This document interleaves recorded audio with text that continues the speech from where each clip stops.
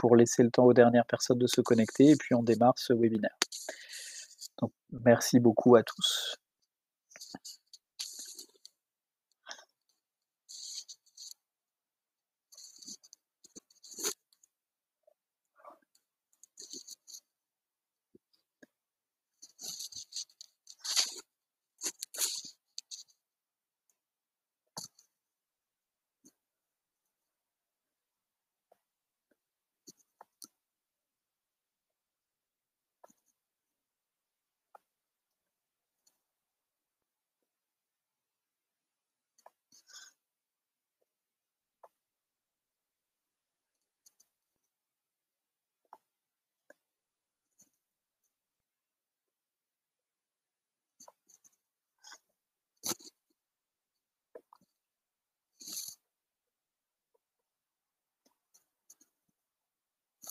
Voilà, donc comme indiqué dans le chat, hein, merci à tout le monde. On attend encore juste une petite minute avant de démarrer pour permettre aux derniers participants de se connecter et puis on lance ce webinaire.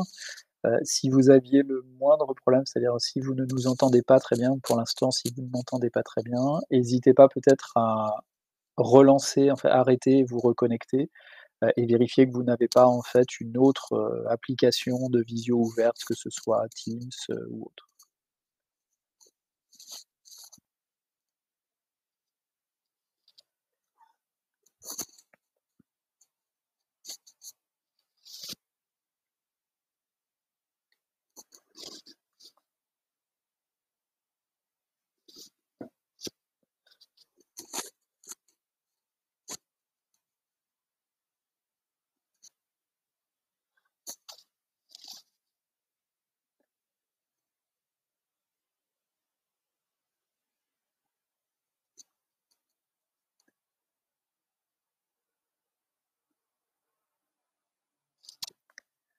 Voilà, donc je vous propose qu'on démarre ce webinaire. Donc bienvenue à nouveau à tout le monde et à ceux qui viennent de nous rejoindre.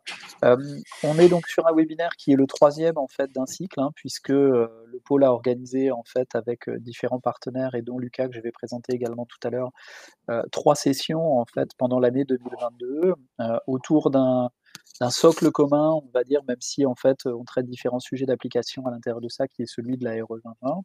Donc le premier était vraiment dédié en fait sur l'approche, notamment sur la construction neuve et sur la réhabilitation lourde, autour en fait de ce qui s'appelle le bâtiment circulaire et donc toute l'approche en fait de programmation de bâtiments qui soient plus simples, plus responsables et qui permettent de préparer le réemploi et le recyclage. Le deuxième était dédié vraiment en fait au rappel sur la partie ACV bâtiment, ACV produits et donc notamment comment on pouvait, vous accompagner en fait pour être plus autonome dans la production de vos FDES ou de vos PEP. Et puis donc ce dernier webinaire est dédié lui à la partie éco-conception. Donc on va, revenir vraiment en fait dans ce webinaire sur ce qu'est pour nous à la fois en fait donc faire un petit rappel sur les éléments de contexte, encore une fois RE 2020 au sens large, mais surtout revenir avec vous sur ce que sont les bases en fait de l'éco-conception et donc à partir de là comment, on peut peut-être vous accompagner ou vous aider dans ce parcours pour aller vers plus d'éco-conception, plus d'éco-innovation, hein, et vous verrez que c'est un enjeu, dans le cadre notamment de l'entrée en vigueur de la RE et des stratégies notamment zéro carbone ou bas carbone. Quelques petits rappels avant de démarrer en fait sur la partie contenu. Donc pour le bon fonctionnement du webinaire, hein, de base en fait vos micros et c'est normal en tant que participant au webinaire sont désactivés. Vous avez la possibilité d'interagir en fait avec nous par l'intermédiaire du chat et puis on prendra différents temps, a priori plutôt sur ce webinaire-là vraiment en fin de parcours, hein, pour répondre à l'ensemble de vos questions, sauf si vraiment il y avait des points sur lesquels en fait il était important de revenir en cours de route, auquel cas on essaierait soit de les intégrer en fait dans notre discours, soit en fait de prendre un temps vraiment dédié sur les questions-réponses. Donc vous avez cette possibilité par l'intermédiaire du chat en bas à droite. Et puis je vous le disais, si vous ne nous entendez pas, assurez-vous bien évidemment en fait d'avoir activé vos haut-parleurs, que vous n'avez pas en fait une autre application ouverte de visio, Zoom, Teams ou autre. Et puis en fait éventuellement vous pouvez, redémarrer en fait avec un navigateur Chrome, Firefox ou Safari qui fonctionne bien. Donc nous sommes aujourd'hui 2 intervenants pour ce webinaire, donc Lucas Gillard, en fait, qui est le directeur du pôle bâtiment d'EVA et moi-même, donc directeur du développement au sein du pôle fibre énergie vie. Et donc en termes de déroulé, on vous propose en première intention, je vais vous présenter rapidement, c'est pas l'enjeu, mais les 2 structures pour que vous ayez bien en tête, en fait, l'approche à la fois qui nous sommes et l'approche que nous avons sur ces sujets-là et pourquoi cette complémentarité en fait entre EVA et le pôle fibre énergie vie sur ce sujet. Un rappel rapide en fait sur la partie RE 2020 et le contexte notamment de la CV produit pour introduire en fait ce sujet de l'éco-conception. On reviendra et c'est le gros du temps ensuite sur, l'éco-conception à la fois la partie théorie, quelques éléments de cas d'usage et les outils qui peuvent servir, à appuyer en fait vos stratégies d'éco-conception, et puis, également vous expliciter comment en fait on peut vous accompagner de manière personnalisée dans ces démarches. Heu pour ce qui est donc de l'introduction, et donc sur le pôle Fibre Énergie Vie, c'est un pôle de compétitivité, c'est une structure, association parapublique, hein, en termes de statut, qui a un rôle en fait d'accompagnement de l'innovation, et des transitions de filière au niveau du bâtiment, donc pour lequel nous avons des liens notamment très, très forts avec, 2 comités stratégiques de filière, hein, que sont Industrie pour la construction d'un côté et puis Nouveau système énergétique de l'autre, qui portent vraiment en fait au niveau, notamment des instances publiques en fait et de l'État, l'ensemble aujourd'hui de la feuille de route d'innovation de la filière sur 4 grands axes thématiques, donc sur lequel intervient le pôle. Une composante énergie, donc efficacité, sobriété énergétique, développement des nouveaux usages et de l'utilisation de la donnée en fait pour, aller travailler des nouveaux services à destination des usagers et puis la bascule, du bâtiment vers la ville, hein, et donc toute l'approche plutôt autour des smart grids, autour de cette composante énergie. Donc ça, c'est un premier volet thématique. Le deuxième sur la partie carbone, où on intervient à la fois sur les sujets du réemploi et du recyclage en fait des composants du bâtiment, quelle que soit leur origine, donc exploitation, maintenance, chantier, déconstruction, reconstruction. Une partie santé, confort des usagers, où on intervient sur les pathologies du bâtiment et puis sur vraiment le sujet du confort spécifiquement des occupants des ouvrages. Donc tout ce qui va tourner autour de la qualité de l'air, autour du confort d'été, autour des îlots de chaleur urbains, autour des questions du vieillissement et du handicap des populations, enfin voilà, vraiment toutes ces questions de confort des usagers. Et puis un dernier volet qui est celui du numérique et de l'intelligence artificielle, puisque on voit bien que notamment pour atteindre les objectifs qui nous sont fixés aujourd'hui en fait sur la partie énergie et carbone, le numérique est indispensable. Et à ce titre-là, même s'il y a des questions sur le numérique responsable, qui sont très importantes bien évidemment en toile de fond dans l'action du pôle, il y a aussi une réalité qui est comment on va vers plus d'utilisation, plus d'optimisation, des process notamment, sur les différentes étapes du cycle de vie en fait du bâtiment ou d'un quartier. Donc voilà pour ce qui concerne les actions et ensuite le pôle intervient à l'intérieur de ça de 3 manières. Première partie, je vous l'ai dit, on est une association, donc on regroupe un tissu de 230 membres pour lequel on a un rôle d'animation, hein, donc notamment par un dispositif de communication et d'événementiel. L'enjeu étant plutôt dans notre ADN qui est celui de l'innovation, de faire un travail de sensibilisation et d'information des acteurs sur ce qui nous attend, sur ces et quels sont les grands enjeux sur ces briques thématiques. Le deuxième volet qui est le métier historique des pôles, qui est du montage de projets de recherche et développement. Donc là, on est vraiment dans un accompagnement de l'idée jusqu'à la mise en marché en fait de l'innovation, hein, donc des acteurs qui vont développer des nouveaux produits et des nouveaux services, notamment industriels. Et puis, la dernière partie qui sont des services, donc des prestations d'accompagnement, sur les transitions de filière ou les mutations de la filière, notamment énergétique, carbone et numérique, hein. La partie santé est un petit peu moins concernée par ça. Voilà, donc je l'ai dit sur l'écosystème, je ne vais pas y revenir, juste pour que vous ayez visuellement quelques acteurs qui font partie de ce pôle. Ils ne sont pas tous là, mais ça vous permet de voir un petit peu cet écosystème. Donc vous voyez qu'il est à la fois représentatif de la filière, et puis qu'on retrouve à l'intérieur de ça, donc tous les corps de métier, aussi bien des industriels, des startups, de la maîtrise d'ouvrage, de la maîtrise d'œuvre, des entreprises, des acteurs de l'énergie, des acteurs de l'économie circulaire. Voilà, vraiment toute la filière de manière générale. Heu je passe là-dessus sur la représentativité, je dis et puis vous retrouverez également et n'hésitez pas si vous voulez être un peu plus au courant des actualités du pôle et de ce que nous organisons, à la fois vous abonner à la page LinkedIn et puis à visiter le site. Vous verrez qu'il y a toute une partie de contenu qui est produit très régulièrement.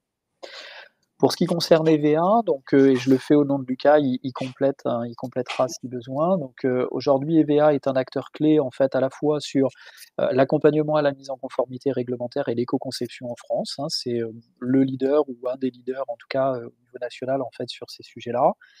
C'est un acteur qui a démarré ces sujets aussi très, très tôt, en fait, dans son action, et donc qui vraiment travaille de manière générale, en fait, sur, l'empreinte environnementale et sociale, en fait, des produits qui sont développés par l'ensemble des filières et donc derrière des procédés aussi pour pouvoir, en fait, produire ces différents éléments. Donc avec des expertises, vous le voyez, qui sont à la fois en éco-conception et en ACV, qui sont tous secteurs d'activité, je vous le disais, même si Lucas représente, plus spécifiquement, en fait, la filière bâtiment, hein, de l'activité DBA et donc à ce titre-là, c'est pour ça que nous avons des liens beaucoup plus forts et puis avec une mission et c'est ça qui est important aussi dans la raison d'être de ce partenariat entre les 2 structures, sur lequel on porte ce même enjeu, c'est-à-dire accélérer ces sujets-là et faire en sorte qu'on aille beaucoup plus vite, en fait, dans les stratégies zéro carbone. Vous savez, hein, on a des objectifs au niveau européen qui sont posés aujourd'hui par le Pacte vert ou par le Green Deal, à horizon 2030 et 2050. Bon, bah, on voit bien que si on veut atteindre ces objectifs-là, il faut très clairement aujourd'hui, changer drastiquement la pente et la courbe sur laquelle on est. Et donc ça, c'est un enjeu commun et le deuxième enjeu, c'est de le faire en faisant en sorte que, bah, les acteurs de la filière soient le plus rapidement possible autonomes, en fait, sur ces sujets et en compétences pour faire, hein, et donc pour mieux appréhender ces sujets. Donc en termes d'expertise et de service, ça se regroupe ici, vous le voyez, en fait, sur une activité de conseil et de formation pour EVA, une activité en fait tournée autour de cette partie de transfert de compétences et d'autonomie qui est sur des solutions logicielles, donc aussi bien sur l'ACV que sur l'éco-conception ou sur la production des FDES, et puis sur le bilan carbone, hein. Donc j'ai pas reprêté en fait la partie conseil et formation puisque je l'ai déjà, je pense, bien évoqué avant, peut-être juste en dehors de l'économie de la fonctionnalité qui est importante aussi et de la communication environnementale dans ce parcours-là. Donc vous voyez que c'est vraiment une approche vraiment globale dans les travaux que nous portons et puis, un sujet qui est un peu plus orienté en fait sur la recherche et on en reparlera, vous le verrez en fin de webinaire, sur ces sujets d'éco-innovation ou sur le lien avec les projets de recherche et développement et donc à ce titre-là, sur lequel nous avons aussi des liens très, très forts en fait sur la manière d'accompagner les acteurs dans ce parcours, que ce soit sur des échéances qui sont peut-être beaucoup plus court terme, beaucoup plus pratiques et beaucoup plus, rapides, j'allais dire, que sur des choses qui sont un peu plus moyen long terme avec des perspectives en fait un petit peu plus lointaines, mais qui sont nécessaires pour anticiper et préparer ce que sera l'avenir en fait autour de ces sujets en fait de l'éco-innovation et du volet zéro carbone. Le réseau dans le secteur bâtiment, bah, vous voyez qu'il y a des liens très, très forts bien évidemment avec le CSTB, avec les 2 bases de données, donc Ignies et avec la publication d'un côté et avec les bases en fait éventuellement de récupération de données en fait que sont notamment Ecopasseport.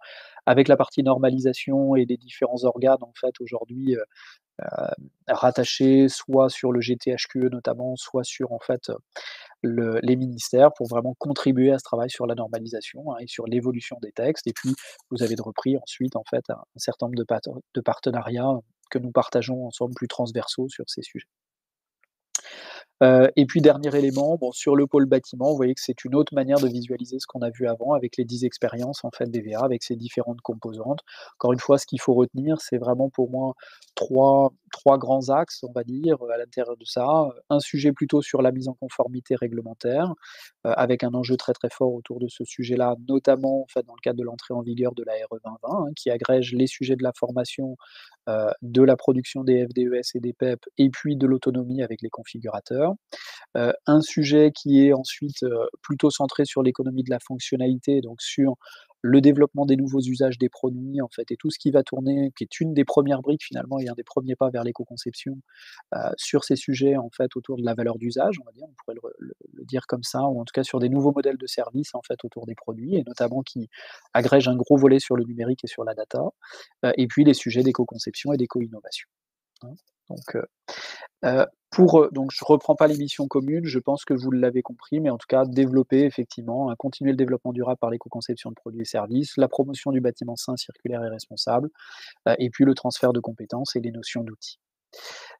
Donc pour rentrer peut-être un petit peu plus dans le vif du sujet et sur ce qui va nous intéresser ce matin, alors je vais être assez rapide sur l'introduction pour qu'on laisse aussi plus de place sur la partie éco-conception, mais ce qu'il faut retenir, je ne vais pas vous relire tout ce qui est là sur le slide, c'est que on a un environnement réglementaire et j'irais même, pas que réglementaire, c'est-à-dire aussi, finalement, d'opinion publique en fait et de réflexion, sur le sujet qui est en train de très, très fortement évoluer. Je pense que vous l'avez vu aussi parce qu'on a vécu notamment là cet été avec les canicules ou avec le contexte, avec les pénuries de matières et l'augmentation des coûts matières.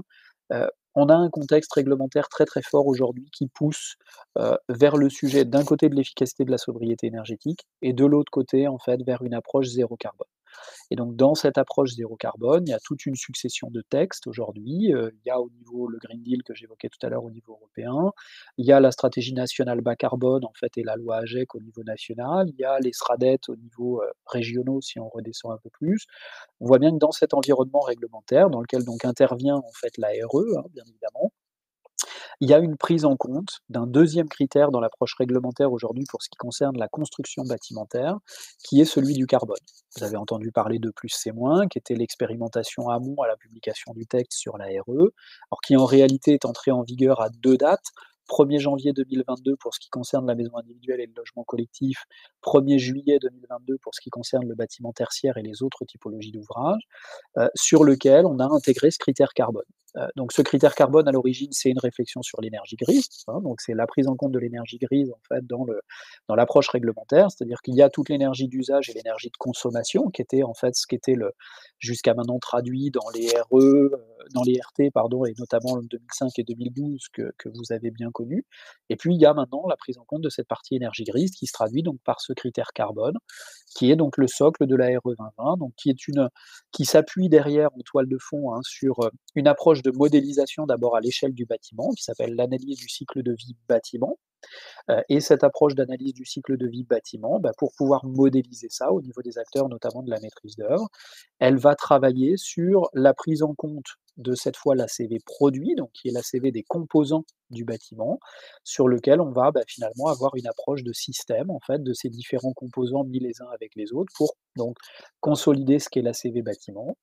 Et donc cette analyse du cycle de vie produit, qui est une approche, ce qui vous est repris là, multi-étapes, multi-système, multi-indicateur. Je ne vais pas détailler ça, ça faisait l'objet des webinaires précédents. On pourra y revenir si vous le voulez à différents moments ensemble, soit en aparté, soit rapidement dans les questions-réponses.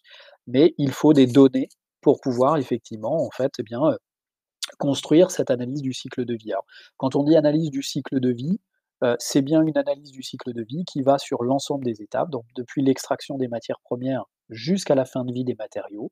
Et vous voyez qu'entre-temps, on passe par un cycle successif, en fait, donc par bah, des phases bien évidemment de transport à différents moments, des phases de transformation de matière, d'intégration de ces composants en fait dans un ouvrage, de vie en œuvre, donc d'exploitation-maintenance en gros du bâtiment, puis de démolition, déconstruction ou de réhabilitation pour aller vers la fin de vie. Donc ça, c'est bien cette approche multi-étapes, hein, multi-critères, multi-systèmes qu'on évoquait tout à l'heure, avec donc dans les axes de travail, bon ça je vais pas y revenir, mais cet axe sur la partie énergie. Donc je vous le disais, pour pouvoir modéliser cette analyse du cycle de vie produit, eh bien il faut des données, des informations, et donc ces informations, c'est ce qui fait tout l'objet de la modélisation de la CV produit. Vous allez ensuite pouvoir, pour les acteurs qui vont devoir intégrer ces données-là et modéliser la partie ACV bâtiment, les retrouver dans dans des documents qui sont notamment, pour ce qui concerne la France, les FDES ou les PEP, hein. Vous avez ici de repris l'évolution réglementaire, peut-être juste à noter en fait que là, sur la fin d'année, dans quelques temps maintenant, va entrer en vigueur un complément national en fait, sur la norme NFEN en fait 15804 qui va venir compléter un certain nombre de choses dans cette approche sur la partie FDES et PEP. Mais ça vous donne en gros encore une fois, le positionnement, hein. Donc ces informations, ces données en fait, environnementales et sanitaires, elles sont reprises donc dans ces éléments et vous voyez qu'on va retrouver FDES, PEP ou EPD. Donc EPD, c'est tout produit au niveau européen. PEP, c'est pour ce qui va concerner les produits électriques, électroniques et de génie climatique et de décoration également, sauf erreur de ma part, enfin une partie des éléments de décoration qui concernent le territoire national français, qui sont repris notamment sur la base PEP Ecopasseport, et puis les FDES qui concernent tous les autres produits de construction, isolants, enveloppes, et autres, et qui eux sont repris, donc qui sont pour le territoire national et en fait qui sont repris dans la base INES. Donc pourquoi je vous disais ça? Je vais, voilà, passer sur cette notion d'étape, mais pour faire le lien avec la suite et avant de passer la parole à Lucas sur l'éco-conception, c'est parce qu'aujourd'hui, vous voyez bien que là, je vous ai parlé de la mise en conformité réglementaire, c'est-à-dire pour pouvoir, voilà, demain modéliser la CV bâtiment, il faut utiliser les informations contenues dans les FDES ou les PEP pour ce qui concerne la France, et donc ça s'appuie sur une méthodologie qui est celle de la CV produit. Ça, c'est une vision à date, c'est une photo, hein, qui va nous dire, bon bah voilà aujourd'hui pour un produit, que ce soit sur le process et le procédé ou sur les matières et les composants de ce produit ou sur les valeurs d'usage de ce produit, voilà en gros ce que sont les impacts. L'enjeu de l'éco-conception, c'est quoi? C'est de se dire que les seuils de la RE 2020, ils vont évoluer. On sait déjà, on connaît déjà, même s'ils évolueront peut-être, mais ce que sont les seuils prévisionnels à horizon 2025, 2028 et 2031. Et on sait globalement que si on regarde par rapport à aujourd'hui, on va dire dans la première entrée en vigueur du texte, 85, 90, 95 des solutions, existantes sur le marché permettaient d'atteindre un premier niveau, notamment C1, sans trop de difficultés, sans trop d'adaptation. Par contre, si on projette les seuils 2028 et 2031 notamment, eh bien, on voit bien que là, il y a un enjeu pour réfléchir de manière beaucoup plus forte sur l'éco-conception. Donc, éco-conception, encore une fois, sur le procédé, sur le process industriel, sur les matières et les composants qui permettent de fabriquer en fait le produit, ou sur la valeur d'usage. Et donc ça, c'est toute la base de la réflexion de l'éco-conception, sur laquelle je vais laisser du coup la parole à Lucas pour prendre le relais et continuer à vous présenter ce sujet-là. Ouais, le relais est effectivement parfait. En tout cas, l'introduction est parfaite parce que ce que disait très bien Ronan, c'est que ce que la réglementation va quasiment obliger à faire en termes de produits, c'est de faire la photo, exactement ce que disait Ronan. Du coup, c'est derrière, qu'est-ce qu'on fait de cette photo? Est-ce qu'on s'arrête là? Ce qui est possible, hein, il peut y avoir un intérêt. Évidemment, comme disait encore une fois Ronan, les seuils vont diminuer, donc du coup, la photo que vous avez maintenant sera peut-être plus compatible avec les seuils de la RE 2020 qui seront dans 3, 6, 9 ans. Donc l'idée, c'est de pouvoir dès maintenant essayer de se projeter, hein, sur ce qu'on appelle l'éco-conception. Alors il y a plein de choses derrière la conception. On parle d'économie circulaire, on parle de conception environnementale, on parle d'amélioration, etc.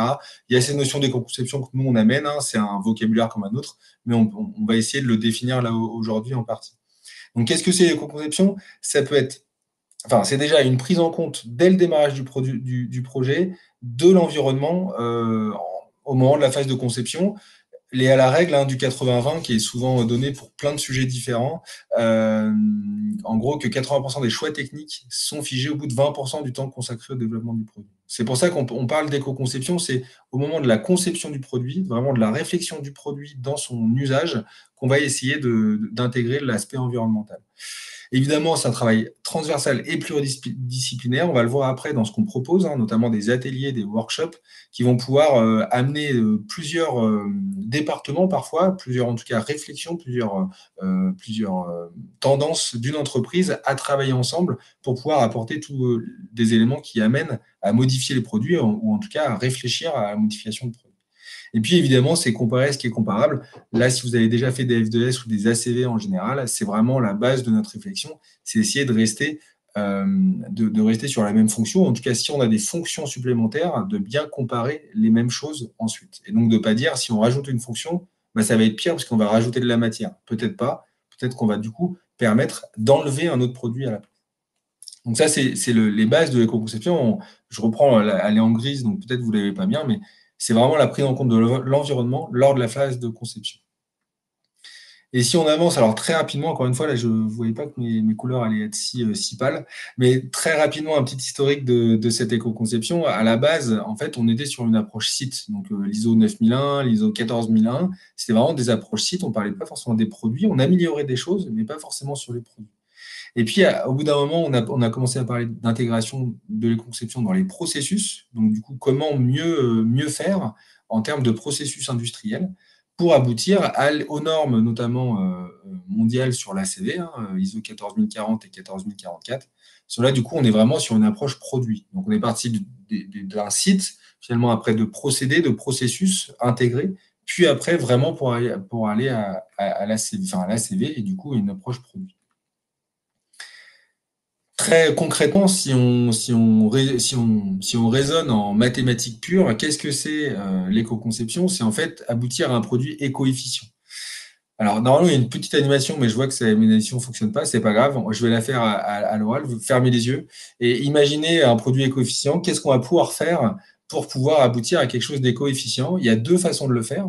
Soit on diminue les impacts, c'est ce à quoi va servir en grande partie la photo initiale, hein, la F2S, c'est de se dire, bah voilà, on a, je sais pas, des matières premières qui impactent beaucoup. On va essayer de réduire ces matières premières-là très simplement en disant, en les substituant, on va pouvoir diminuer ces impacts. Et puis, il y a ce à quoi parfois on pense moins, c'est l'augmentation de la performance l'augmentation du service rendu, euh, tout en essayant de ne pas accroître énormément les impacts. Donc après, c'est cette balance-là, là on met ça sous forme de division, mais c'est cette balance-là qu'on va essayer de maintenir pour améliorer les performances tout en gardant ou en diminuant les impacts environnementaux. Donc, de cette manière-là, ce que je disais, il y a plusieurs moyens d'éco-concevoir.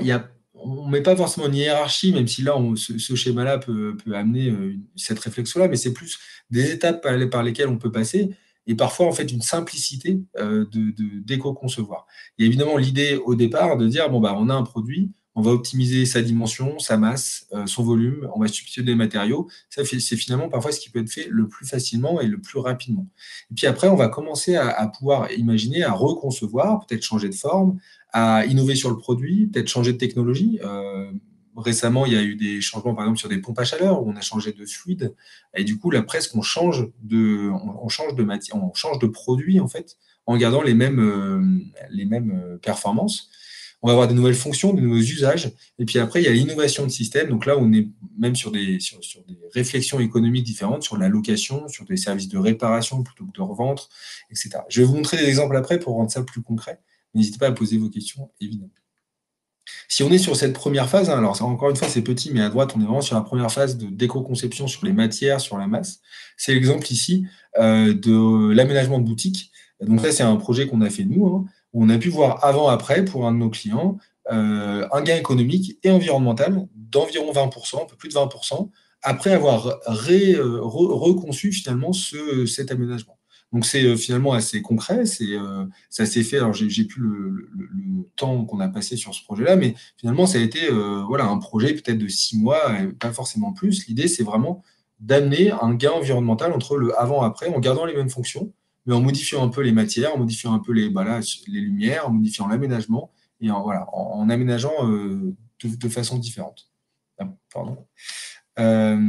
C'est dans un deuxième temps, alors là, c'est pas nous qui avons travaillé là-dessus, mais c'est un travail de l'ADEME qui a travaillé sur le redimensionnement de la voiture citadine, donc en tout cas sur l'analyse de ces différentes voitures, et c'est de se dire, bah, on a un usage spécifique dans une ville de voitures, est-ce que ça vaut le coup, est-ce que c'est utile, est-ce que environnementalement ou même en termes de conception et d'usage, est-ce qu'on a besoin d'une voiture qui est plus grande que ce type de voiture-là? Du coup, on réduit la taille, on réduit le poids, on change un peu les formes et ça permet de consommer peu et d'émettre moins de pollution, en l'occurrence, qu'un véhicule plus grand, évidemment, mais qui ne répond pas aux mêmes usages. Hein, attention, c'est vraiment, il faut réfléchir à un usage identique. Cette voiture-là ne va pas pouvoir répondre à tous les usages qu'on demande à une voiture. Mais en tout cas, dans un certain contexte, il peut avoir une réduction de ce terme-là. Et là, on parle vraiment d'évolution de l'architecture du produit. On réfléchit à une autre façon de faire. Et puis, bah, si on monte, encore une fois, j'essaie de ne pas mettre de hiérarchie, mais mon vocabulaire me trahit. Si on change d'échelle, en tout cas, il peut avoir cette notion de saut technologique. Donc là, c'est encore plus compliqué, ça prend plus de temps, d'où les projets de recherche et d'innovation. Là, je ne sais pas si vous avez vu passer ça, mais c'est une notion de revenir en partie à la voile sur des cargos, et du coup, d'utiliser une énergie qui est a priori inépuisable. En tout cas, le vent l'est. Et du coup, certains constructeurs, certains industriels ont essayé d'imaginer des situations où ils pourraient utiliser la voile dans le cas de cargo ou de transport thermique à la base.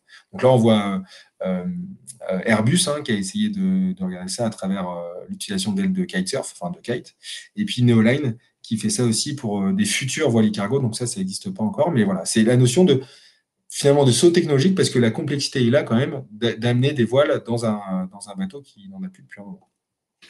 Et puis, si on va encore plus loin, en l'occurrence, mais en tout cas dans une notion de service, dans une notion de réflexion de location, là, on a donc c'est Mobilwood qui fait ça, qui a créé des mobiliers durables, modulables, avec du bois, ce qui est effectivement une ressource qui est à la mode, mais qui pour pas mal de raisons. Et puis surtout sans colle, ce qui est une des problématiques du bois dans certains cas, et puis disponible à la location. Donc on est dans la modularité, on est dans la location, c'est-à-dire que selon les modifications de consommation, selon les modifications d'architecture d'un bâtiment ou d'une pièce, on peut aller sur de la modularité qui permet, vous imaginez bien, de moins jeter, de moins détruire, et donc de pouvoir garder les mêmes produits pour des usages différents.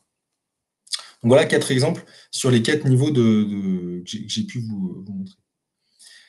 Dans tout ça, la place de l'ACV est évidemment importante, hein. C'est un outil comme d'autres, il n'y a pas que cet outil-là, mais l'analyse du cycle de vie est important. Donc, c'est les outils d'évaluation qu'on voit en haut de la flèche, hein. Mais on a aussi, avant ça, avant d'aller dans l'analyse, on a aussi des outils de génération d'idées. Donc, ça va être des workshops, ça va être des méthodes. Les méthodes, alors maintenant, c'est les 6 R, on parlait des 5 R récemment, mais voilà, il y a des méthodes qui existent, qui sont amenées pendant des moments de réflexion. Évidemment, des outils de choix, des outils de communication. Évidemment, on parle beaucoup de KPI, hein, des indicateurs de conception, qui permettent d'éviter d'aller jusqu'à des indicateurs environnementaux qui sont parfois un peu lourds à analyser. Mais on garde toujours cette réflexion-là de évaluer, améliorer, promouvoir. C'est le cycle qu'on voit à gauche. C'est vraiment toujours la même réflexion et de façon itérative, comme on fait en analyse du cycle de vie. Si on a une slide à retenir de tout ce que je viens de montrer et puis qui est un peu détaillée, c'est celle-là, hein, c'est qu'est-ce qu'il faut retenir de l'ACV. On est vraiment dans des objectifs initiaux, de tendre vers l'éco-efficience et de diminuer les impacts environnementaux d'un produit. Donc là, c'est le petit schéma qui est à gauche, hein, toujours dans un usage similaire. C'est, si vous ne voyez pas, hein, c'est un stylo 4 couleurs avec, en termes de fonction, qui est équivalent à 4 stylos, probablement de 4 couleurs différentes, mais qui va être différent d'un stylo plume, puisqu'on n'est pas tout à fait dans le même usage, dans la même fonctionnalité. Et puis derrière, on a les démarches à suivre, hein, intégrer plus en amont du développement, ce que je disais un peu au début. Et puis s'interroger sur la nécessité de ce produit, de l'utilité, de la fonctionnalité du produit. Ça, c'est souvent les premiers ateliers qu'on fait ensemble, qu'on fait avec nos partenaires et nos clients. C'est essayer de réfléchir à quoi ça sert pour après aboutir à comment le modifier ou comment le faire l'améliorer. Et puis, une fois qu'on a dit ça sur un peu la théorie, sur qu'est-ce qui est fait, qu'est-ce qu'on peut faire, voilà un peu comment on peut rendre ça concret dans des démarches individuelles d'entreprise. Souvent, c'est déjà faire les constats initiaux, c'est ce que je disais avant, c'est lancer des questions et essayer d'y répondre. Est-ce qu'on a des produits recyclables ou pas? Est-ce qu'on dépend de matières? Desquelles? Est-ce que c'est des matières vierges? Est-ce qu'on peut optimiser des procédés? Est-ce qu'on peut avoir des fonctions supplémentaires? Est-ce qu'on a déjà imaginé avoir des fonctions supplémentaires, mais on l'a mis de côté parce que c'était pas le moment, etc. Donc, c'est essayer de se mettre en commun, de mettre des personnes en commun qui ont réfléchi à déjà ces choses-là et de pouvoir ressortir des pistes d'action derrière. C'est exactement ce qui est fait ensuite, hein, c'est d'essayer d'identifier les pistes d'action, les axes de travail. Donc, est-ce qu'on travaille sur les matières? Est-ce qu'on travaille sur le process? Est-ce qu'on travaille sur le design? Éventuellement, le modèle d'affaires, hein, la location, la vente, etc. Ça peut être des modèles d'affaires qui changent. La maintenance, faire des contrats de maintenance plutôt que des remplacements, etc. Donc, il peut y avoir des changements comme ça qui peuvent se faire en sortant de ces ateliers-là de réflexion. Donc, nous, c'est ce qu'on fait, hein, on fait des ateliers comme ça pour faire le constat et définir les pistes d'éco-conception. Dans ces ateliers-là qu'on appelle, nous, comprendre, comparer, éco-innover, hein, mais on peut changer le titre, évidemment, et ça dépend ce qu'on y fait à l'intérieur.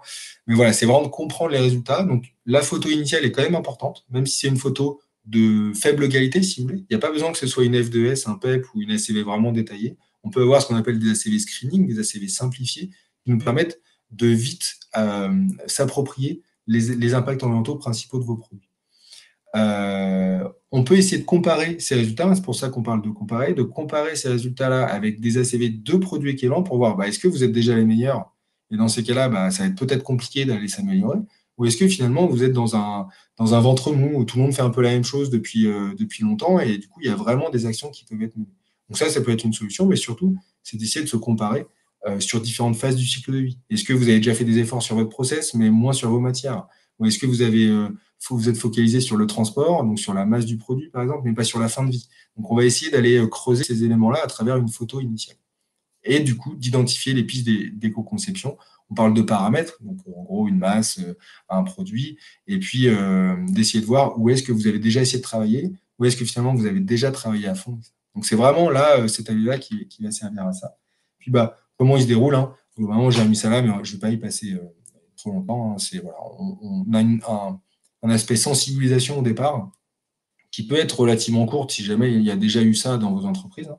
Mais voilà, il y a une démarche de sensibilisation avant d'amener les ateliers et les axes d'éco-conception.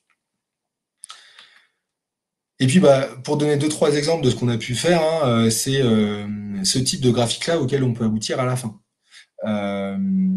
Je vois des questions en parallèle et on va vous répondre après, hein, il n'y a pas de problème.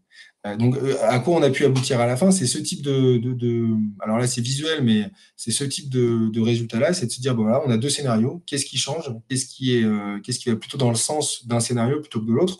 Il n'est pas évident forcément à analyser ce graphique-là, et je ne vais pas le faire aujourd'hui, mais c'est l'idée qu'en fait, selon les produits et selon les indicateurs environnementaux ou de conception, on va avoir peut-être des tendances différentes. Donc, c'est analyser ces tendances-là pour se dire que finalement, nous, ce qui nous intéresse, c'est le changement climatique, la masse et l'énergie.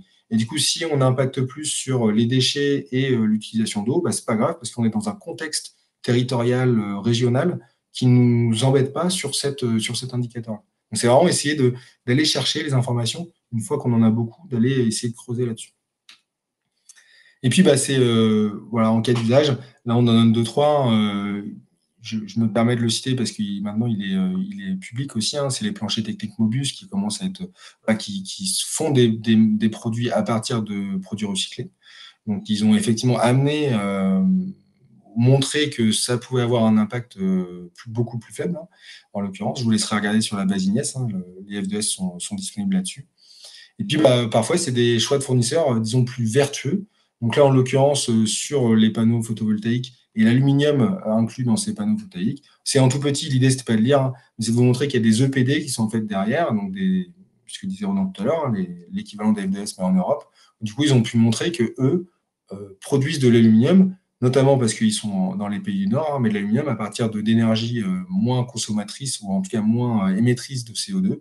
Et donc, ils peuvent, si on prouve que ces fournisseurs-là sont des fournisseurs exclusifs, finalement, ou quasiment exclusifs de certains industriels, on peut montrer que ça a des impacts finalement moins importants que de l'aluminium vierge, en l'occurrence ici de l'aluminium.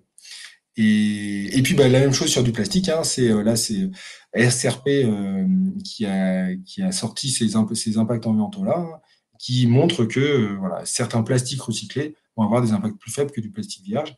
Donc c'est le choix de fournisseurs spécifiques plus vertueux. Parfois, c'est difficile de faire de trouver la limite entre plus vertueux et puis juste eux ont des données environnementales et pas les autres. Mais au fur et à mesure, on va voir, et puis on le voit déjà depuis 10 ans, nous, qu'il y a de plus en plus de données environnementales qui nous permettent de faire cette distinction-là entre matière classique et matière finalement plus vertueuse. Et oui, alors du coup, comment évaluer ces choses-là? Donc effectivement, la F2S, l'ACV de façon générale, on peut aller un peu plus loin là-dessus avec des outils d'éco-conception. On en a créé un qui s'appelle FDEC. Petit rappel pour ceux qui ont déjà qui étaient au séminaire précédent, j'ai montré déjà FDEC pour réaliser des F2S plus facilement et de façon un peu plus automatique. C'est ce système-là. En gros, on a notre logiciel, nous, CIMAPRO, qui est chez nous, qui est chez EVA. Et puis vous avez une interface, en tout cas dans l'outil, il y a une interface qui permet de remplir certains paramètres et de modifier ces paramètres si besoin. Donc ça, c'est très facilement. On retrouve du coup des formulaires de ce type-là. Là, on est sur la partie production où on donne les consommations d'énergie qu'on a sur un site de production, les productions de déchets, quels emballages, quelles matières, etc. Donc c'est comme ça que ça fonctionne. Ça, c'est pour faire des F2S, donc c'est très finalement normé. On ne peut pas trop sortir du cadre. On ne peut pas écrire n'importe quoi. On ne peut pas tout d'un coup dire j'ai 100% de recyclé et puis sortir une fiche et donner ça à vos clients. Donc ça, c'est assez cadré. Donc on est borné finalement par l'utilisation de ce logiciel-là. L'idée, c'est de pouvoir le faire de façon non bornée. Et c'est pour ça qu'on a créé un module éco-conception qui du coup permet, en tout cas pour objectif, de modifier des paramètres finalement sans objectif d'externaliser, de communiquer tout de suite. C'est vraiment pour l'interne, d'essayer de se rendre compte si notre choix de matières premières, si notre choix d'approvisionnement d'électricité, si notre choix, etc., qu'est-ce que ça impacte et comment ça influe sur les résultats. Donc l'idée, c'est d'avoir la même structure. On va retrouver ici des choix de configuration. Donc on va créer des configurations à partir d'un formulaire, comme pour la partie FDS, quelle matière, quelle énergie, quel déchet, etc. Et on va comparer ces configurations-là en se disant, là j'ai juste changé les matières. Est-ce que sur les indicateurs qui sont définis, donc là on a une liste d'indicateurs définie, sur une liste d'indicateurs, qu'est-ce que ça nous apporte? Quel impact a notre choix sur les résultats?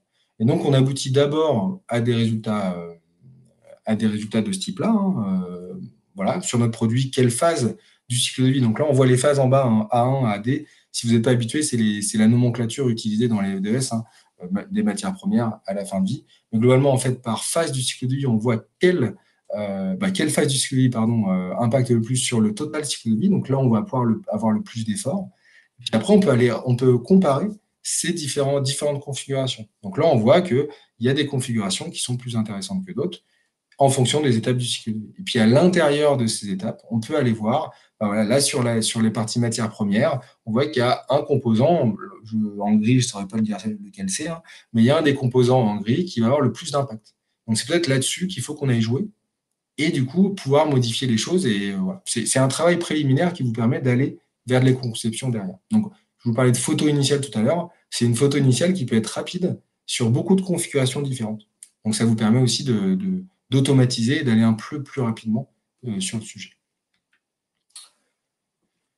Donc voilà, F2. Oui, pardon, vas-y, Renan. Non, vas-y, je te laisse Ok, conclure. je te voyais respirer fort. Je me disais que tu donc voilà, on a vu théorie, on a vu les outils, la façon dont on peut vous accompagner aussi sur des ateliers, mais de façon plus concrète, voilà un peu le processus ou en tout cas le déroulé qu'on peut avoir là pour le coup presque sur plusieurs années, hein, si on parle d'un produit au départ qui est même dans les têtes, hein, qui est même pas industrialisé, qui est même pas sur papier. C'est essayer de se dire quelles sont les inspirations, quel est l'état des lieux, où est-ce que vous voulez aller. Est-ce qu'on veut un produit 100% recyclable? Bon, bah, ok, c'est un gros objectif. Comment on fait pour y aller? Au fur et à mesure, on va pouvoir vous accompagner. Évidemment, c'est vous qui faites le plus de travail, hein. Évidemment, c'est vous qui connaissez mieux vos produits, vos outils industriels. Et là, on va pouvoir vous accompagner à différentes étapes, par des ateliers, par des cahiers des charges qu'on va pouvoir reformuler, qu'on va pouvoir peut-être nourrir de notre expertise. Puis au fur et à mesure, on peut aller plus loin. C'est le prototypage, hein, c'est définir voilà, un premier prototype pour savoir où on en est. Peut-être là faire une photo plus précise de la CV pour essayer de voir est-ce que ce qu'on imaginait avant peut toujours être envisagé. Puis après, c'est développement industriel et lancement. Mais comme je disais au tout début, 80% du travail, il est sur l'étape 1 et 2, sur les phases 1 et 2. Après, en fait, c'est de l'accompagnement, c'est de la validation de ce qu'on avait fait avant, mais on est vraiment sur les phases 1 et 2 qui sont importantes. Et je crois que ça fait la transition avec ce que Ronan voulait présenter justement. Oui, merci beaucoup. Ça fait effectivement bien la transition avec ça. Donc, enfin, vous l'avez compris, hein, il y a un enjeu vraiment, en fait, très clairement aujourd'hui, notamment par l'évolution des seuils réglementaires, mais c'est pas les seuls qui sont visés par la RE. Donc, encore une fois, plutôt à une horizon qui est 2028-2031. Donc, si on regarde ça, 2028-2031, à une échelle industrielle, c'est maintenant en termes de travail, hein, très clairement, pour pouvoir avoir des solutions qui sont prêtes autour de ça. On voit bien que dans cette approche-là, il y a encore une fois une tendance de fond qui va continuer en fait à pousser, qui est sur cette réflexion d'éco-conception, d'éco-innovation. Donc de manière générale, d'aller baisser en fait de manière très, très forte, l'impact carbone en fait des solutions qui sont commercialisées, notamment pour le bâtiment, mais pas que, mais voilà, si on reste centré sur ce qui est de la filière bâtiment, sur les composants du bâtiment. Et donc dans cette réflexion-là, l'enjeu pour nous aujourd'hui déjà, c'était de partager ces éléments de contexte avec vous, première chose, mais c'est aussi de vous montrer que dans ce parcours, il y a en fait une réflexion en toile de fond qui est importante à mener sur la partie éco-conception, qui concerne en fait finalement, encore une fois, comme on vient de vous le présenter, différents axes. Donc la partie matière et la partie produit, ce qui était, si je fais l'analogie avec ce que présentait Lucas, le premier seuil tout à l'heure de travail qui est peut-être un peu plus rapide, un peu plus facile à faire. Une approche ensuite sur et donc dans laquelle il y a une réflexion aussi qui peut être sur l'intégration de matières premières recyclées, hein, donc issues en fait finalement de l'activité bâtimentaire de déconstruction ou d'exploitation maintenance des bâtiments, ça c'est quand même important. Une deuxième partie qui va concerner plutôt, en fait, le process en lui-même, et donc la manière dont vous fabriquez ces produits, même si les 2 sont extrêmement imbriqués. Et puis une troisième partie qui est plutôt, en fait, sur, les fonctionnalités, la valeur d'usage, en fait, les fonctions complémentaires que vous allez pouvoir apporter dans un produit. C'est une autre manière de le présenter, mais, encore une fois et ce qui est important, c'est ce qu'on vous a présenté jusque-là, c'est qu'un des points de départ, en tout cas, qui est important pour pouvoir travailler ces démarches-là, c'est d'avoir une photo à date, en fait, des produits et donc des impacts notamment, en fait, pas des produits, mais des impacts, en fait, sur vos produits et la deuxième chose, c'est de pouvoir, en fait, se mettre d'accord sur l'ambition qui est visée, et sur les usages, en fait, spécifiques autour desquels vous voulez travailler. Et à partir de ça, effectivement, il y a cette réflexion possible sur toute la suite, c'est-à-dire le cahier des charges, le prototypage, le développement industriel. Ce que je voulais juste apporter en complément sur cette partie, c'est que dans cette réflexion sur, heu, cette partie, on va dire stratégie zéro carbone, hein, il y a en fait, des choses qui sont effectivement donc dans ce qui est le plus proche et peut-être dans les seuils 1 et 2 de l'éco-conception qu'on a évoqué tout à l'heure, des démarches qui sont plutôt aujourd'hui en fait des démarches sur lesquelles on peut nous vous accompagner en tout cas, sur une approche de conseil et de structuration et de sécurisation en fait de ces premiers pas.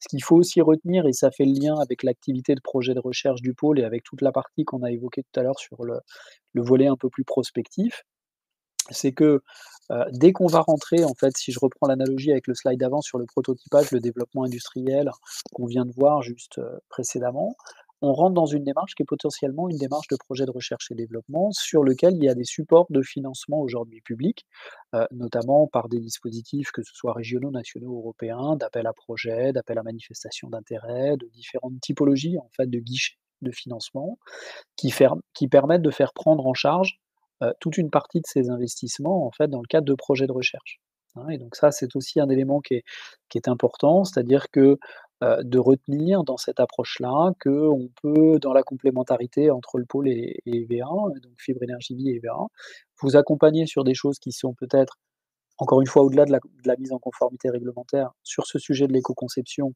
un peu plus proche du marché, un peu plus court terme, un peu plus rapide, sur lequel on va faire un travail de réflexion pour dire: «Bon, où est-ce qu'on peut améliorer sur plein de petites choses qui nous permettent déjà d'aller avoir des gains?» Et à partir de là, il va falloir voir si l'effort justifie en fait l'investissement et donc les gains potentiels et les bénéfices potentiels de ces démarches. Et puis il y a une deuxième partie qui est un peu plus dans le projet, qui est un peu plus dans l'éco-innovation, où là, on a en fait des supports de financement potentiellement mobilisables pour pouvoir faire supporter une partie, une prise en charge de cet investissement, y compris sur les frais de mission que nous pourrions avoir. Donc voilà juste ce que je voulais introduire.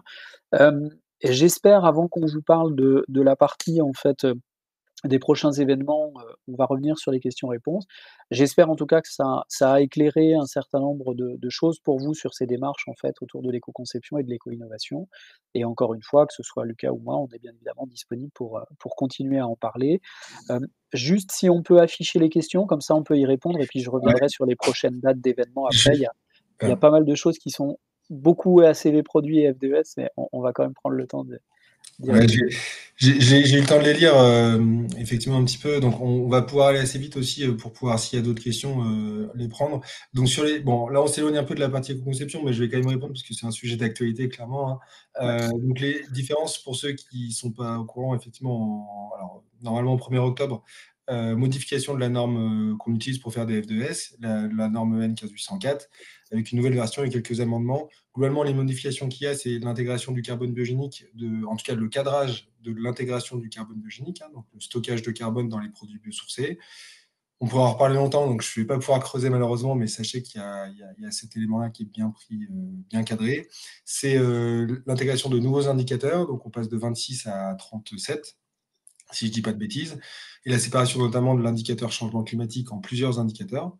On est toujours un indicateur changement climatique, enfin réchauffement climatique total. Et puis, le complément D. voilà. Et alors, effectivement, le module D sur la fin de vie qui est un peu cadré différemment. Compliqué, c'est pareil de l'expliquer très rapidement. Et puis, un point sur le regroupement des produits. Donc, on a le droit officiellement maintenant de regrouper plusieurs produits d'une gamme au sein d'une FDES ou d'un PEP. Alors, d'une FDES, PEP, c'est encore un peu différent. Mais le cadre est un peu plus complexe. Donc maintenant, il y a vraiment quelque chose qui va homogénéiser les pratiques, euh, mais rend les choses un peu plus complexes. Et pour répondre à toutes les parties des questions, les anciens et les nouveaux PEP et F2S vont cohabiter, effectivement. Comment? En étant disponible sur la base INES pour les deux. Pour les Il 2. va sans doute, voilà, pour donc les deux versions, il va sans doute avoir une diminution de la durée, enfin, de la durée de vie d'une F2S qui aura été faite en version A1. Donc normalement, c'est 5 ans. Ce sera sans doute un peu moins, mais ça, je ne peux pas vous répondre, ça n'a pas été décidé. Et puis, est-ce qu'on pourra comparer les produits entre eux? Alors, vous pourrez toujours le faire, mais il y aura clairement des biais, c'est sûr. Des biais par tout ce que je vous ai dit, notamment l'intégration de carbone biogénique par le module D, donc la fin de vie, enfin le recyclage, réutilisation en fin de vie, par aussi des indicateurs qui vont légèrement évoluer. Juste un exemple, l'équivalent d'un kilogramme de méthane par rapport à un kilogramme de CO2, donc sur le changement climatique, hein, les deux molécules vont impacter sur le changement climatique, l'équivalent de méthane a changé entre la version A1 et la version A2. Donc du coup, même à partir de là, on ne pourra pas directement dire que c'est comparable. Alors ça ne va pas jouer sur tous les produits, mais ça va forcément jouer. Je vous déconseille fortement de comparer des produits bois, notamment, avant et après. Peut-être que sur d'autres produits, ce sera plus le cas, mais... Ouais, tout à fait. Il y avait une question également sur les unités fonctionnelles. Donc les unités fonctionnelles, ça n'est pas quelque chose qui vous est imposé, hein, c'est un choix. Alors il y a deux logiques. La première, c'est de se dire que dans un environnement de produits donnés sur lequel il y a déjà des FDES ou des PEP disponibles, en fait, il y a déjà des gens qui ont décrit des unités fonctionnelles et donc a priori par rapport à ça, bah, vous allez peut-être en voir en fait une réflexion par analogie ou par opposition, l'un ou l'autre en fait par rapport à ce qui est disponible, donc autour des unités fonctionnelles pour vous dire, bah, est-ce que moi je suis en fait dans une réflexion où je décris l'unité fonctionnelle de mon produit de la même manière? Mais en soi, en fait, ça n'est pas quelque chose d'imposé, hein. Il peut y avoir également des démarches collectives qui ont été menées, en fait, qui décrivent déjà donc par vos syndicats professionnels, par, différents organes de représentation qui ont peut-être fait un travail, en fait, qui décrivent à une échelle collective l'unité fonctionnelle, auquel cas, a priori, dans cette logique-là, vous allez même chose, en fait, peut-être vous inscrire dans une continuité par rapport à ce cadre-là. Mais ça n'est pas quelque chose qui vous est imposé. C'est un point de discussion quand on démarre aujourd'hui quand on fait les phases de lancement, en fait, sur la production des FDES ou des PEP avec des acteurs, ça fait partie des points de discussion, c'est-à-dire de vraiment décrire ensemble, en fait, l'unité fonctionnelle. Et ça devient même un enjeu si on fait le parallèle, en fait, avec la partie éco-conception, si on le projette un peu. Parce que dans la définition de cette unité fonctionnelle, il y a les usages visés de votre produit et donc dans les usages visés, peut-être qu'il y a des éléments de différenciation possibles, hein, voilà. Je sais pas si Lucas, tu veux Un point, ouais, compléter si un là-dessus? point quand même là-dessus, effectivement, tu as complètement raison, Ronan. L'unité fonctionnelle, il faut bien séparer deux choses. La fonction, qui est effectivement pas imposée, et la plupart des choses à l'intérieur sont pas imposées. Il y a quand même un arrêté, l'arrêté du. Alors, je l'ai retrouvé là, parce que à chaque fois, je me souviens pas de la date, mais l'arrêté du 14 décembre 2021, qui du coup Définir incite l'unité. très fortement, voire impose les flux de référence. Donc, en gros, l'élément quantifié à l'intérieur d'une unité fonctionnelle, donc le mètre carré, le kilo. On ne peut pas aujourd'hui officiellement faire des mètres cubes de béton, par exemple, dans une FDES. On pourra dans d'autres cadres, mais pas dans des FDES. Donc c'est selon les usages et selon les produits. Je vous invite à regarder pour vos produits spécifiques, hein, l'arrêté du 14 décembre 2021. Ensuite, il y a une question sur l'accès aux EPD, sur le Alors, flux, je donc mettais oui, celle-là parce mais qu'elle était intéressante aussi sur le recyclage dans l'éco-conception. En mmh, fait, je vais décaler un peu la problématique en disant c'est pas le recyclage dans l'éco-conception, mais c'est le recyclage dans l'ACV en général, hein, dans l'analyse du cycle de vie, et donc dans l'éco-conception en partie. Mais oui, le recyclage peut être pris en compte. Il y a plein de types de recyclage. C'est des problématiques qu'il faut vraiment aborder de façon précise et concertée et collectivement, parce que voilà, la distinction pré-post-consumer, la façon dont c'est recyclé, où c'est recyclé, etc., peut influer sur les impacts, que ce soit qualitatifs ou quantitatifs, que le recyclage peut avoir. Donc oui, c'est pris en compte, c'est déjà pris en compte aussi dans les F2S, hein, donc ce le serait aussi dans l'éco-conception interne, évidemment. Du coup, la question d'après, c'était sur les EPD, c'est celle-là que tu voulais amener. oui, oui, bah, là, il y a un site, bah, vous l'aviez eu de repris, en fait, un petit peu plus haut dans les slides, donc il y a effectivement le lien, vous l'aurez dans la présentation vers le site de référence, qui permet de répertorier notamment les EPD. Effectivement, il y en a un qui s'appelle EcoPlatform qui répertorie les bases de données d'EPD européennes. Et après, il y a beaucoup de bases de données par pays qui existent. Et là, parfois, si c'est pas, en fait, si les EP, si les individuellement dans les pays, il n'y a pas eu l'envoi vers la base EcoPlatform, vous pourriez perdre des informations. Donc parfois, il vaut mieux aller chercher les EPD dans chacun des pays, donc ce qui peut être assez long. Assez long. Mais globalement, le mieux, c'est d'aller demander à vos fournisseurs. C'est quand même souvent le plus rapide. Je ne veux pas rater des questions qui seraient passées. Alors oui, j'ai vu celle-là. Celle-là est aussi assez rapide à répondre, donc je me permets, hein. Mais non, les EPD européennes ne sont pas autorisées par la RE 2020. Il n'y a que les FDS qui peuvent être autorisés. Il y a un léger entre-deux avec la base allemande qui permet de faire des FDS à partir d'EPD allemandes. Mais parfois, ça demande autant de travail que de faire des FDS directement. Mais globalement, la réponse est non. J'enchaîne, hein, Ronan. Vas-y, vas-y, vas-y. Je vois Ouais. ici, là, sur les produits chimiques, quelle base de données recommandez-vous? Alors, en fait, nous, on utilise quasiment exclusivement EcoInvent. Euh, il y a effectivement des limites. Ce qui se passe, c'est que EcoInvent a la possibilité, en tout cas à travers le logiciel CIMAPRO, hein, que nous on utilise, de modifier les données et donc de pouvoir créer ses propres produits chimiques. Si vous voulez, c'est c'est recréer des synthèses de produits chimiques à partir de briques élémentaires qui sont dans EcoInvent. Donc, faudrait voir quelle limite vous amenez à EcoInvent et comment vous l'utilisez. Mais globalement, c'est quand même la base de données la plus poussée et la plus détaillée. Après, ce qui est encore mieux, hein, c'est d'avoir des données de chacun de vos fournisseurs, ou en tout cas des entreprises. C'est ce que je montrais un peu tout à l'heure sur le plastique recyclé, mais ça existe aussi sur des produits non recyclés, hein, d'avoir des données environnementales qui existent déjà. Ensuite, il y en a une sur les bétons et sur les Ouais. liants bas carbone et qui fera le lien aussi avec celle d'après sur l'éco-conception pour une entreprise générale. Ouais, alors les outils pour FDS béton, alors ouais, il y en a collective, évidemment, il y a Betty peut-être que vous connaissez, hein, qui permet de faire des F2S de béton, qui intègre en partie des liants bas carbone, notamment à travers l'utilisation de laitier, de hauts fourneaux, ce qui est aujourd'hui une grosse partie des liants, enfin des bétons bas carbone. Il n'y a pas que ça, et donc ces outils-là peuvent être limités.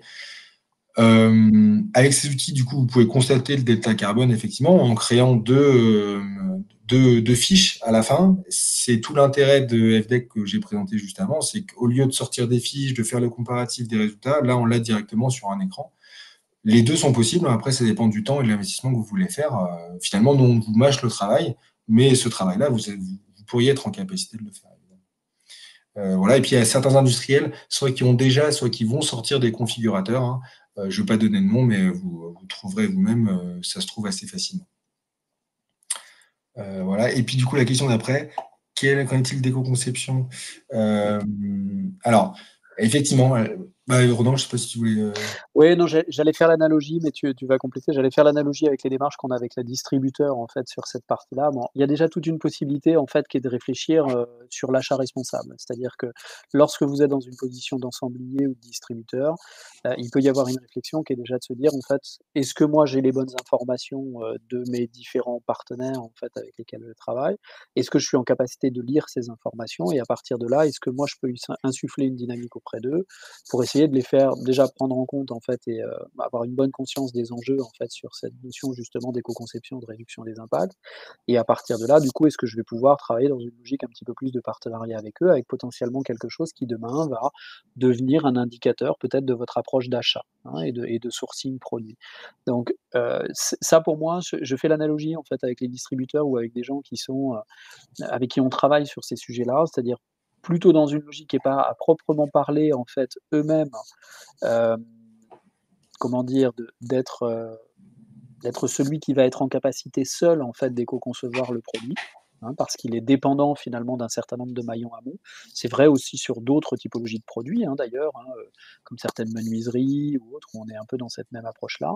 Donc mais où là, par contre, on est plutôt dans une logique de partenariat et d'insuffler une dynamique, en fait, notamment par l'achat responsable vers, en fait, les partenaires de l'amont. Et donc ça peut être une manière, en fait, de travailler. Alors on n'est pas exactement dans une logique d'éco-conception, classique comme on vient de la décrire peut-être précédemment, mais en tout cas, c'est une manière aussi d'insuffler une démarche et d'être moteur, en fait, pour avec les acteurs qui vont finalement vous approvisionner, d'induire, en fait, quelque part cette approche d'éco-conception avec eux. Mais je sais pas si tu veux compléter ça? Ah non, effectivement, ça paraît moins naturel que quelqu'un qui peut modifier son liant ou sa matière première, mais finalement, la logique est la même. C'est pour ça que je parlais tout à l'heure des différents niveaux. La logique est la même, c'est que du coup, vous approvisionnez de choses différentes, qui sont des produits presque semi-finis, mais il peut toujours avoir une discussion avec les fournisseurs, euh, ceux actuels, et puis évidemment, euh, mettre en concurrence, comme vous mettez sans doute déjà en concurrence vos fournisseurs sur de l'économie. Bah, ça peut être aussi cette notion-là d'environnement. Il peut aussi avoir, même si vous êtes assembleur, des notions de chute, par exemple, qui peuvent être plus légères, ou de réutilisation de déchets qui peuvent être différentes. Ça peut être aussi une notion de transport, plutôt aller s'approvisionner de façon plus courte, etc. Donc, ça dépend un peu, voilà, il peut y avoir plein de pistes. Ça peut être aussi, voilà, et devenir pas seulement assembleur, mais aussi avoir des contrats de maintenance.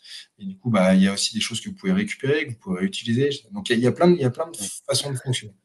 Oui, peut-être pour compléter aussi cette approche d'exemple, donc effectivement, il y a aussi une approche qu'on voit de plus en plus arriver, qui est une approche de partenariat, en fait, avec des industriels, notamment amont, sur tout ce qui va être la mise en œuvre des produits et ensuite la vie en œuvre des produits, hein. Donc ça rejoint ce que disait Lucas sur la partie vie en œuvre, mais sur la mise en œuvre, j'entends notamment tout ce qui va concerner la préfabrication, la fabrication hors site, en fait, de certains éléments du bâtiment, certaines parties du système constructif. Donc ça, c'est aussi une manière de travailler sur ces sujets-là et sur la vie en œuvre, même chose, c'est effectivement de réfléchir sur la récupération de composants, l'allongement de la durée de vie, la réduction des chutes, éventuellement des usages complémentaires, en fait, du produit dans sa vie en œuvre. Donc c'est pas parce qu'on est aujourd'hui dans une position soit d'entreprise générale, soit de distributeur, soit d'assembleur, en fait, ou d'ensemblier, qu'on ne peut pas travailler cette approche-là. C'est juste que dans la manière de la travailler, déjà en première intention, bon, il faut soi-même comprendre le sujet, comprendre l'environnement dont on parle et être en capacité de se dire: «Bah, est-ce que derrière moi je peux récupérer les bonnes informations en fait auprès des fournisseurs avec lesquels je travaille ou auprès des acteurs avec lesquels je travaille?» pour pouvoir, déjà en première intention savoir d'où on part et quelle est la photo à date et puis après c'est de caler en face de ça une stratégie en fait qui est liée à votre métier à proprement parler, donc à cette position qui est évoquée d'assembleur, d'ensemblier ou de distributeur, pour se dire: «Bon, bah, est-ce que j'ai envie d'en faire un sujet et un indicateur des achats?» déjà en première intention et deuxième chose, est-ce que en fait dans la notion de partenariat avec des acteurs de l'amont, je viens travailler du développement spécifique sur, encore une fois, la mise en œuvre ou la vie en œuvre en fait des produits que je distribue.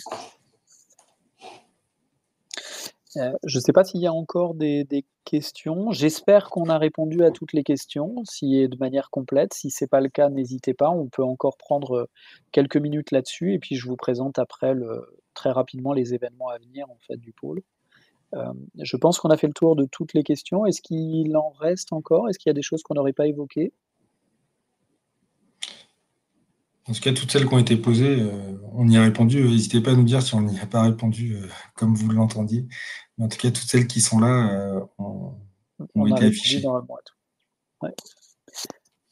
OK, parfait. Bon, en tout cas, vous avez encore quelques secondes pour poser des questions si vous voulez. Juste pour vous rappeler très rapidement dans les prochains événements, un élément clé, une date clé qui est à noter, en fait, si vous êtes disponible, c'est les 22-23 novembre, le colloque Build and Connect à Strasbourg, qui est vraiment, en fait, dédié à toute cette approche sur la décarbonation et sur les stratégies bas carbone bâtiment, avec tout un dispositif, de tables rondes, d'expositions, de rencontres individuelles, et cetera, et cetera. Donc ça, c'est vraiment si vous avez la possibilité de venir, en fait, un événement qui est important et puis, avant ça, sachez juste qu'on est présent donc, demain soir, en fait, à Épinal pour ce qui concerne la responsabilité environnementale et sociale dans la filière bois, donc avec un focus spécifique, autour de la filière, en fait, forêt bois et donc de ces matériaux et des matériaux associés.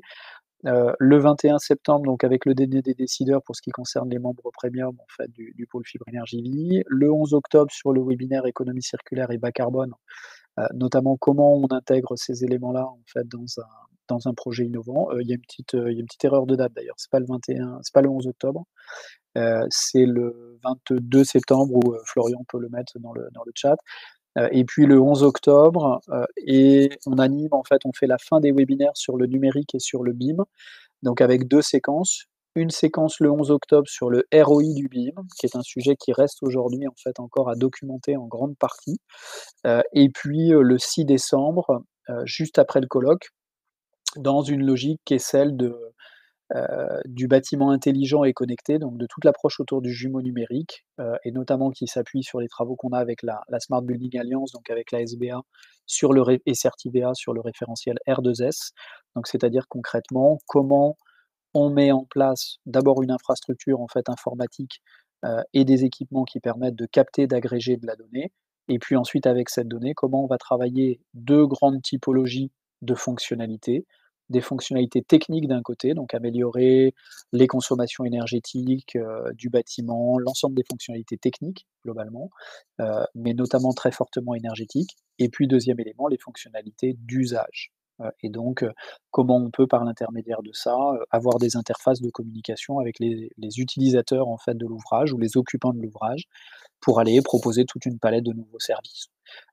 Visualiser le stationnement et l'occupation du parking en temps réel, la cantine, bon, et cetera, et cetera. Voilà. Donc ça, c'est les prochaines dates, donc 11 octobre et 6 décembre pour ce qui concerne le cycle numérique. Hein. Pourrons-nous avoir accès au replay de votre intervention? Alors la présentation est prévue en envoi, le replay pas forcément, mais on peut regarder en fait comment le rendre disponible, auprès des acteurs qui en font la demande.